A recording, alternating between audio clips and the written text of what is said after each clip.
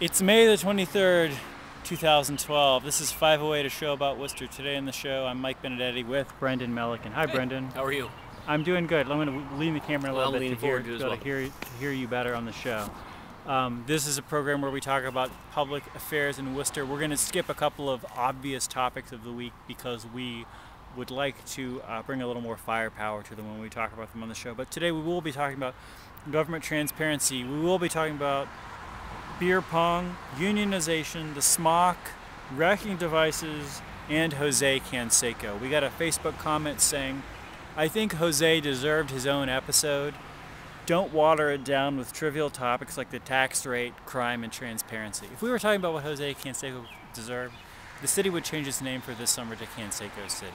Nobody's getting what they deserve in this situation. Brendan, how are you doing? Good, man. Doing very well. Were you at the season opener? I was there Monday night in the rain. This is the Worcester Tornadoes minor league baseball team. It is. I'm trying to think of the way it was phrased in a news story today. It's pretty much the bottom of the barrel is the way people seem to be referring to the Tornadoes or just that league in general. Well, it's a very minor league team. Yeah, it is. And they put on a good a good show. But Jose, man, that was tough. It was both a beautiful thing seeing a guy doing what he loves at 47 years of age. And it was absolutely miserable watching him strike out time and time again after promising us all multiple balls landing on 290. That didn't happen. Didn't happen. One base hit. So this was kind of underwhelming. It was very underwhelming, and it seemed as though the 3 games they played down in Newark prior, 3 or 4 games the week before, this actual season opener, were also completely underwhelming. So these days the Canseco action is on Twitter, basically. I think that is the only place there's Canseco action. Right. I mean, I guess there's still potential for him doing something absurd in public, and it was great to see. So, have you ever been to a Tornadoes game? Sure, I've been to a bunch of them. Okay, so they're not always the most exciting thing. If you're not 7 or 8 years old and like getting into Twister, it's kind of hard to get amped up unless you're completely drunk to get amped up for a Tornadoes game. Yes. It was awesome being able to look up into the crowds, which were kind of sparsely populated. Maybe it was the rain, but it didn't seem as though many tickets were sold in advance. Seeing like all sorts of excited Worcester people holding signs. Most of them were just like hand-scrawled out signs with some of his more absurd tweets. I am the Phantom of baseball. Yeah, I mean, it was just like people both taunting, but in like a loving sort of way. Like, sure. Jose Canseco is a throwback to like when people in athletics were like actual human beings, right? They were entertainment, and they I was talking to somebody today about this. You have people like Tyson, Larry Bird, Robert Parrish, Yaz, right? I mean, like athletes used to actually have personalities, and they were flawed individuals like all of us. Yes. Now they're like robots, and they're boring, and it's seeing Jose out there. It was kind of great. Did he play great baseball? Absolutely not. But if I was the guy who struck him out, I would have dropped my glove, washed my hands of it all, and walked off the field. Right off, and that's the high point of my career, high watermark. But we'll get a couple more games to go. We'll see how it plays out. All right. Well, we should also point out that Canseco has apparently been hitting on a lot of restaurant staff in the city. I've seen some online reportage of this. Mm-hmm.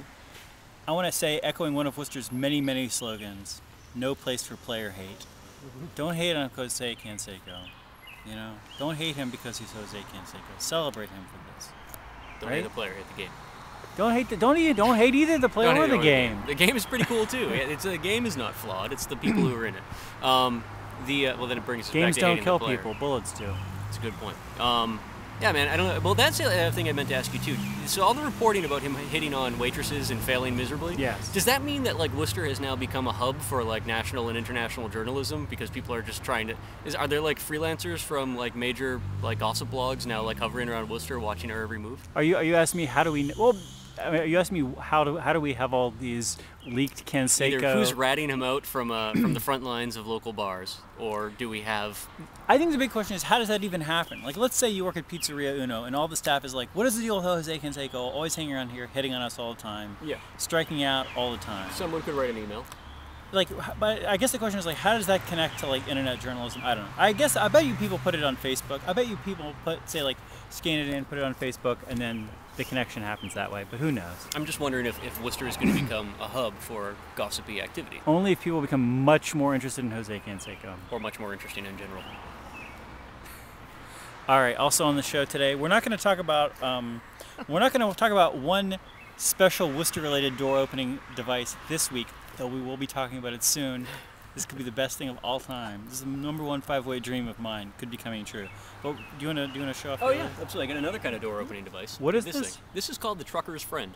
Okay. And this is an absolute, well, I guess extremely useful and absolutely useless at the same time tool that's available at multiple retail establishments online. Amazon is where I think this one was purchased for me. And you have here a nice solid fiberglass handle. Okay. Right. You have obviously an axe. Sure. You have a crowbar. Okay. You've got what appears to be like a claw hammer. Sure. Some sort of other hooky sort of thing here, like a wire pulling thing there. Okay. And an axe, right? All in one handy tool. It's amazing. It is pretty amazing. I think I mentioned this earlier. I think it's probably the closest you're going to find to a retail version of the Lobo from World War Z. And this is it's about $45. That's fantastic. It is. Well, let me say, now that we talked about Jose Canseco and wrecking tools, we're going to take our macho-ness up to the next level and talk about government transparency. Nice. So, a week and a half ago at the City Council meeting, the City Council addressed the rest of the Sunshine Week petitions. This year for Sunshine Week, which is the big week, national week for celebrating government transparency and working for government transparency, especially vis-a-vis journalism, we had a group of people in Worcester who put out 4 petitions to the City Council. One of them was basically saying you should support state legislation that would increase government transparency, and they just voted that at the City Council meeting. Fine. The other 3 went to a committee. Also going to the committee was this Ron Madnick petition. Ron Madnick, this is from back when he was the ACLU chief in Worcester. He's not anymore, but the petition, his previous stuff was still on like this committee's agenda from 2 years ago. He brought this up again, basically saying, okay, years ago you made it so that the public could no longer speak at city council meetings. Like it was sort of by special dispensation of the mayor, if I understand correctly, that you're allowed to speak at a city council meeting. He was like, you should just have a little time limit so everybody can speak when their petition comes up, and random people from the city can just speak about whatever for a limited period of time at the beginning of the meeting. You should just let that happen. So this petition, as well as a petition of mine saying we should have better video archives of public meetings online, a petition saying that we should have a point person, an actual point person rather than a de facto point person in the city government who handles information requests, and a petition saying that the city should really try to figure out what are their obligations vis-a-vis records laws when they're using Facebook and things like that, which are public communications, but they maybe don't think of them the same thing as emails or phone calls, or records or memos or whatever.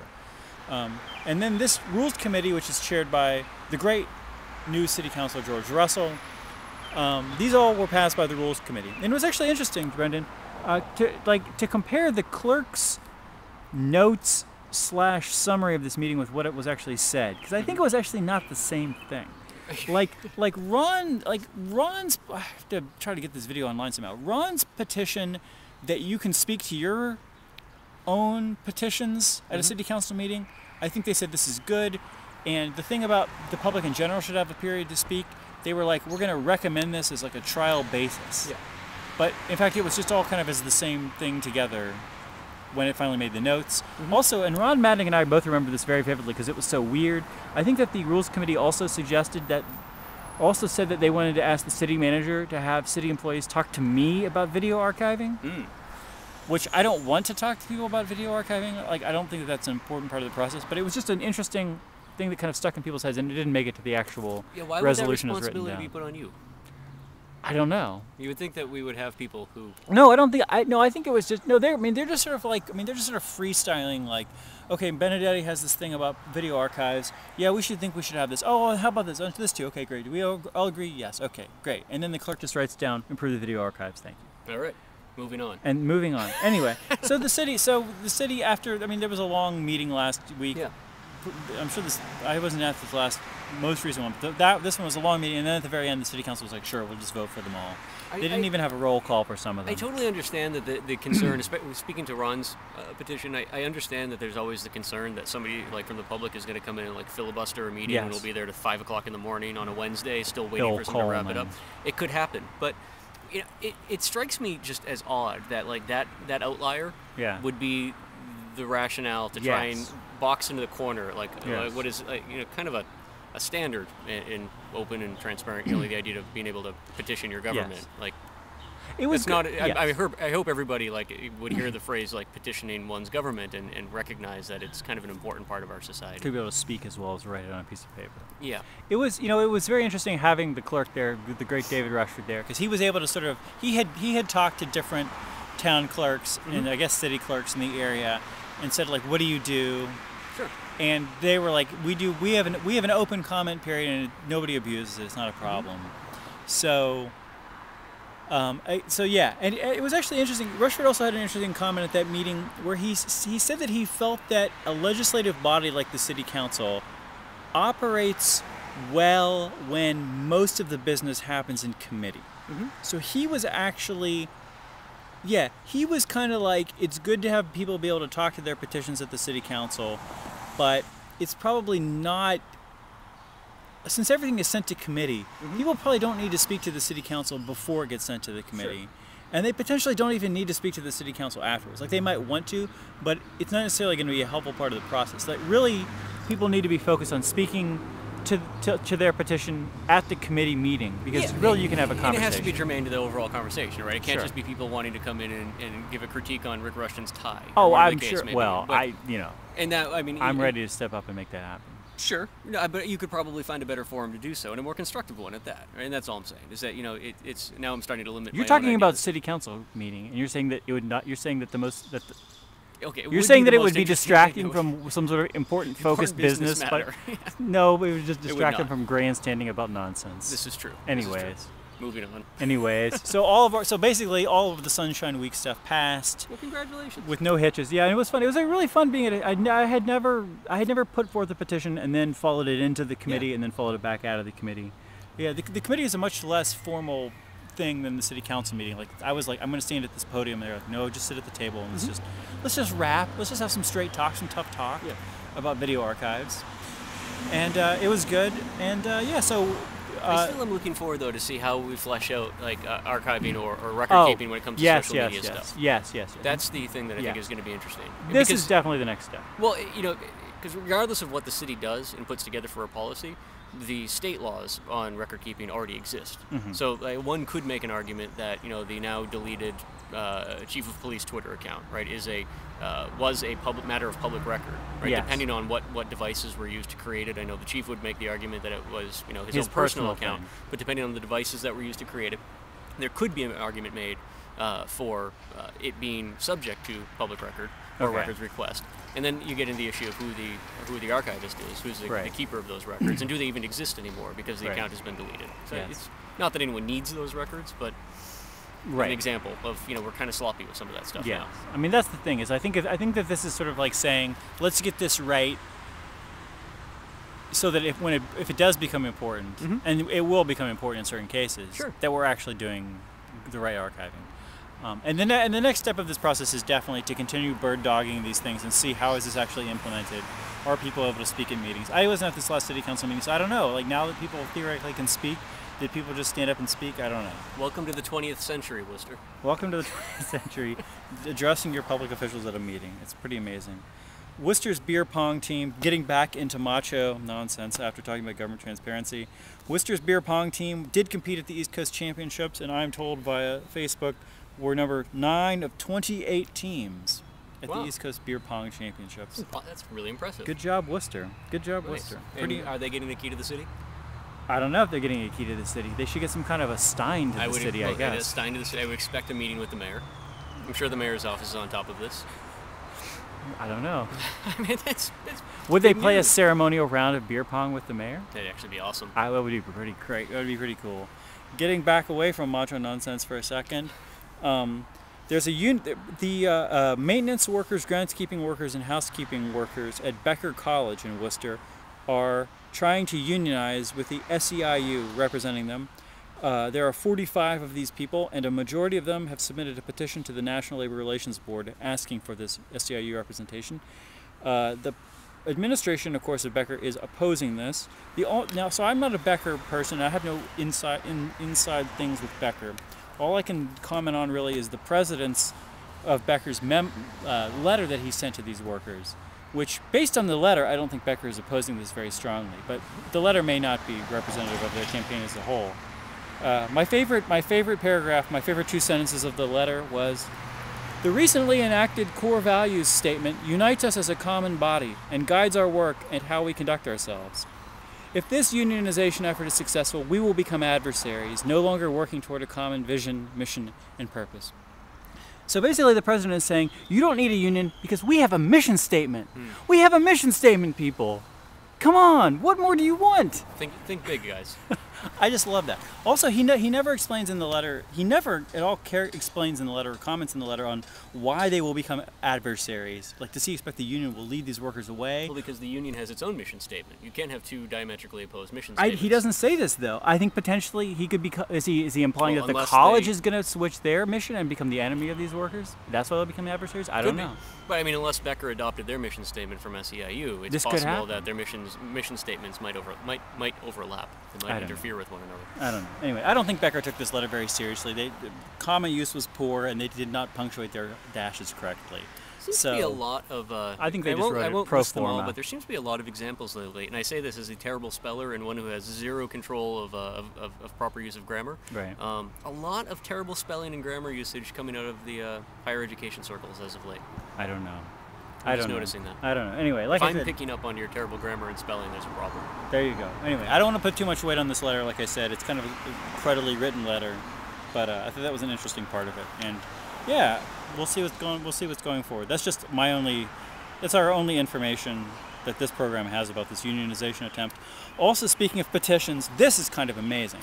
So you know the PIP shelter. We're going to backtrack for people who haven't been following this closely. The PIP shelter was a wet shelter in the city of Worcester for many years. Often housed more than 100 people. Wet shelter meaning you were high, you were drunk, no problem. No shoes, no shirt, no problem, as they say. And it was a rough place to stay. In my time working with the homeless in Worcester, I talked to hundreds of people who stayed at the PIP. None of them ever had many good things to say about the experience. Then the PIP was like shut down, and there was like a triage center opened up, which quickly grew to be kind of like the PIP. And then the triage center was switched from being controlled by Community Health Link to being controlled by another social service organization, SMOC, and it was moved back into the original PIP building, which are much less people. Now down, I think it's now down to more like 50, 60 a night rather than more than 100 a night sometimes. Anyways, it's just kind of ironic that it's like back in the same building doing similar kinds of things, but with a different emphasis. Anyway, 122 people who have been served by this SMOC triage center signed a petition complaining about the facility, including disrespect from the staff, inadequate programs that they were being offered, and the bad food. And let me tell you something. Again, like, I'm only an amateur, though a devoted amateur social service worker. Sure. So I've heard a lot of complaints from people who I was trying to help. And I've heard a lot of complaints from people who are being helped in general. And sometimes these complaints are, in my opinion, legitimate, and sometimes they're not legitimate. Sure. I mean, somebody who has problems with addictions, mental illness, etc., sometimes can be a problem themselves, but sometimes they are just being screwed, or they are being done a disservice, and I've seen that a lot of times. So I cannot at all talk about these 122 people and what percentage of these. I assume this is some mixture of legitimate and illegitimate complaints. I've heard a lot of complaining, also some thanks, but a lot of harping from people who've been in the social service system. I've never seen 122 people sign a petition against the thing. So this is kind of remarkable. First, to take a step back, I think what you were trying to do at the beginning was paraphrase Red Foo from LMFAO and say no shirt, no shoes, and I still get service. It's from the song Sexy and I Know It. I think it's actually no shirt, no, I think... Yeah, no, but it's a line of a song at LMFAO. That's, okay. It sounded, you were close. Somebody's going to quote that there's like some 80s party movie. I want to say like a one crazy summer kind of movie where one of these dudes is like no shirt, no shoes, no problem. Anyways, but yes, I like that. Who started this petition? One of the people at SMOC. So it was totally internal. Yeah, it was totally internal. See, that's telling. They had our name in the article. I don't remember. It wasn't an outside force trying to like bring the hammer down. This was not. SMOC. This is like actual social service clients organizing themselves. Now, and I assume that the Telegram has gone through where this was reported, other SMOC entities to see if there are similar complaints elsewhere. Because this would actually be a big deal, right? If we found out that SMOC was selling the pink slime from a couple weeks back in their cafeterias or whatnot. I mean, making me nervous looking over my shoulder. I think this has always been. I think this has always been. I mean, again, I feel like any facility that's going to serve 60, 70 people is going to have these kind of complaints. Yeah. And I feel like the PIP always had these kind of complaints. It was just that. Well, yeah, I mean, there's going to be complaint if there's people running around in no shirt, no shoes, and high as a kite. Yeah, you're going to have complaints. But at the same time, these sound like kind of reasonable complaints, right? I mean, that like food is terrible. The offerings of the facility are terrible. They have raised the standards as far as like people like once like not just like, oh, you can sort of come in whenever, but like you need to sort of be there. We never had a petition at the PIP shelter, did we? No, but there's definitely like more restrictions on staying there, which some people, at least one person in the article, seemed to be chafing at like these additional restrictions that there were now. Like needing shoes. I don't know. No, just something about how many that you weren't allowed to skip too many nights in a row. Okay. Or you would no longer be allowed to live there, and things like this. So this could be amount to like a high school like rebellion sort of. I don't know. Like you want to take it seriously. I don't know. I mean, the problem is this would require. This is the kind of thing which like I don't even know how you would objectively. You would have to have like the FBI or somebody come in and like really investigate everything to figure out the complaints of 122 people. Or maybe we could go down there and do a show. But we wouldn't get to the bottom of it. It would just be fun. It would be fun. Haven't been in there in a while. Me neither. What else you got? I don't know. That's about it. That's it. What else is going on in Worcester? The tornadoes. The tornado. I've heard the Can we just turn around for a second? I never noticed what a big parking lot that was. There's a big parking lot back there. Old Diamond Chevrolet. People can't see it. Yeah. This camera's not that good. Tornadoes. So the tornado. This could be the last summer of the tornadoes. Well, I don't know. It's hard to tell. I got to assume on some level, like the league doesn't seem like it's doing so hot, right? I mean, they're down to 5 teams now. Yeah. I think they were at 30 something at their height. So right. You're really just a hair away from being the Globetrotters playing the Washington Generals here. Sure. And you know, although I'm sure which is a successful business model. Which is a successful business model, and the entertainment value is quite high. I have to imagine they threw a little bit more scratch than they typically do at Canseco to bring him in. Sure. Probably not too much more, but a little bit more. Maybe a last-ditch effort to try and pull things together before they go under. But I don't know, man. I hope it works out. I hope Jose actually... It would be amazing to actually see him putting balls up on 290. I know he's got it in him. He was quoted today as dissing Mitt Romney. He was quoted today because of Romney's criticisms of Obama's economic policies that he felt were unwarranted and ridiculous. Felt that if we were going to be realistic, that we should be looking on a 30-year timeline to improve fiscal outlooks. This is actually what he said. He did say that, yeah. Yeah. So again, like.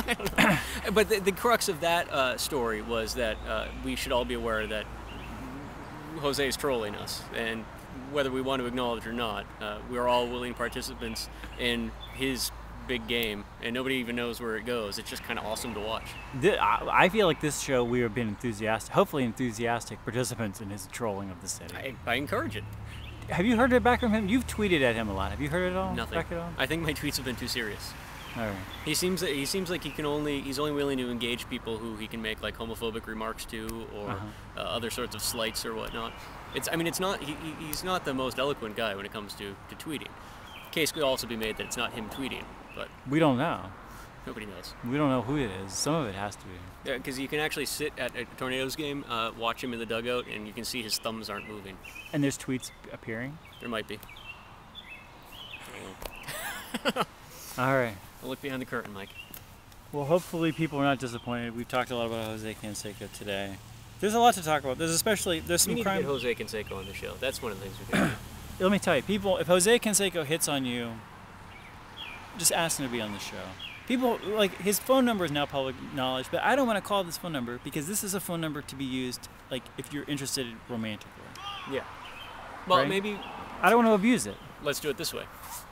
If you are interested in Jose Canseco romantically, Mention get in touch with us. No, get in touch with us, and we'll get in touch with him via you here on the show. But only if you're serious. Yeah, so we can tie you together with him on the show. Because we can't, if we troll Jose like Canseco, sort of then it becomes lame. Have we ever done like a matchmaking thing on 508? No, but we talked to people about friendship. We're going to talk about this again. This is actually another thing. We need to be talking about more seriously on the show about crime, because there's been a lot of violent crime recently. We need to talk more seriously on the show about taxes and more seriously on the show about friendship and building social connections. All three of these things I feel like we need to read multiple reports and have some experts on the show. The one thing, though, I feel like we can still talk about on the show is the friendship thing. We talked about this last time, we'll talk about this again. If you live in the city of Worcester and you watch this show and you wonder, what is the deal that I just cannot, like, connect with people in the city of Worcester. I cannot find these other people in the city of Worcester who I know are in a city of 200,000 people who are awesome and who like jive with me. You know, like you're here, you're living with your husband, your wife, your kids, whoever. You moved here for some sort of work reason. All of a sudden, you're just like, what is the story with this city? Why is it such? You're talking to Jose Canseco right now. Jose Canseco, though, is out there. So here's there's two suggestions. There's two suggestions. It's all over the internet. We have two suggestions. We have three suggestions. Okay, three suggestions. The first suggestion is that Brendan and I read more of the sociology of disconnection in the modern America, try to understand the root causes, and we start talking about how we can overcome them in the city of Worcester. The second thing is that you can follow Jose Canseco's lead and hang out at Pizzeria Uno and just pass out your number. Just people at Pizzeria Uno. Have you ever been to Pizzeria Uno? In Worcester? Yeah. No. I think those guys are cool. I ate one in an airport once. I bet you they're cool. Awesome. I bet they're awesome people. Go in there, give them your number, hang out, hit on them. That's at a hotel, so I'm sure they're used to people handing them their number and hitting on them and what. Sure. So the third way that we've said is that you should just come up to Brendan and I if you see us in person. Nobody has done this in the 2 weeks that our last show has been out, so maybe this is not going to happen. But if you're watching this show and you see Brendan and I, don't email us because that's not going to work if you email us, or don't call us or call Jose and Canseco. That's also not going to work. You're looking for a real connection, right?